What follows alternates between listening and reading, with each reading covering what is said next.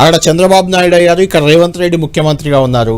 ఈ రెండు రాష్ట్రాల మధ్య కూడా కొంత సమన్వయం కుదిరే అవకాశం ఉంది. అక్కడ ఎన్డీఏ, ఇక్కడ ఇండియా కూటమి అయినా చంద్రబాబుకు రేవంత్కు ఉన్న సంబంధాలు మన అందరికీ తెలిసినవే కాబట్టి ఖచ్చితంగా కొంత అండర్స్టాండింగ్ తోటే పోయే అవకాశం ఉంది. కాబట్టి ఇప్పుడు కీలకమైన శాఖలు వస్తే విభజన హామీలన్నీ నెరవేర్చుకునే అవకాశం ఏపీకి ఎక్కువ ఉంటుందా, తెలంగాణకి ఎక్కువగా ఉంటుందా? ఎందుకంటే చంద్రబాబుది కీ రోల్ ఇప్పుడు.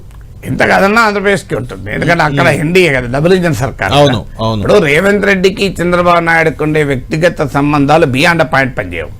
సో ఎంత కాదన్నా తెలంగాణ ఉన్నది కాంగ్రెస్ ప్రభుత్వం కదా. అవును. సో రేవంత్ రెడ్డి ప్రాంతీయ పార్టీ కాదు, జాతీయ పార్టీలో పర్సనల్ రిలేషన్షిప్స్ ఉంటాయి.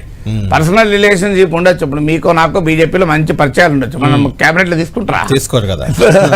అందువల్ల మా క్యాబినెట్ పక్క పెట్టు, ప్రభుత్వంలో ఏ పదవిని ఇస్తారు, ఎందుకు ఇస్తారు?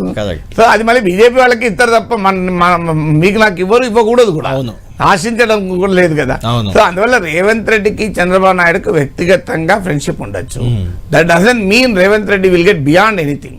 సో ఆయన కాంగ్రెస్ పార్టీ ముఖ్యమంత్రి కదా, మాక్సిమం అయితే ఆంధ్రప్రదేశ్తో అది కూడా కష్టమే. ఎందుకంటే అల్టిమేట్ గా చంద్రబాబు నాయుడుకి ఆయన స్టేట్ ఇంట్రెస్ట్, రేవంత్ రెడ్డికి ఆయన స్టేట్ ఇంట్రెస్ట్. చంద్రబాబు నాయుడుతో పర్సనల్ పరిచయం ఉంది కదా అని కృష్ణా నీళ్ళు ఎక్కువ వదులుతాడు రేవంత్ రెడ్డి, వదులుతా రేవంత్ రెడ్డికి రాజకీయంగా దెబ్బతగలదా? సో అవసరమైతే చంద్రబాబు నాయుడు చెప్తాడు, నువ్వు దెబ్బతినకు ఇవ్వననే అనైనా అనాల్సి వస్తుంది పర్సనల్ గా. అలా అంటాడని కాదు చెప్తున్నా, జనరల్ గా ఎవరి పొలిటికల్ ఇంట్రెస్ట్ వాళ్ళకు ఉంటాయి, పర్సనల్ ఇంట్రెస్ట్ ఏమున్నా. అందువల్ల డెఫినెట్ గా ఎన్డీఏకి ఎక్కువ అవకాశమే ఉంటుంది తెలంగాణతో పోలిస్తే.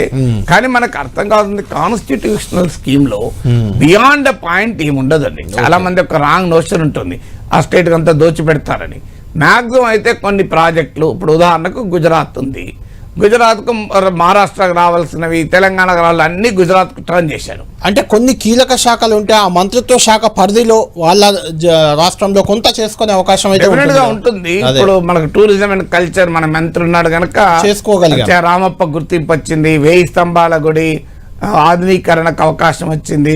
ఇప్పుడు ఇవన్నీ మన టూరిజం కల్చర్ రకంగా శాఖలు ఏవి వస్తాయి రెండు స్టేట్లకు అనేది కూడా కొంత ఇంపార్టెంట్. ఏదున్నా నా అంచనా మనకేమి ఫైనాన్స్ రాదు, హోమ్ రాదు, డిఫెన్స్ రాదు. ఈ 3 రాకపోతే మిగతా అన్ని దాదాపు.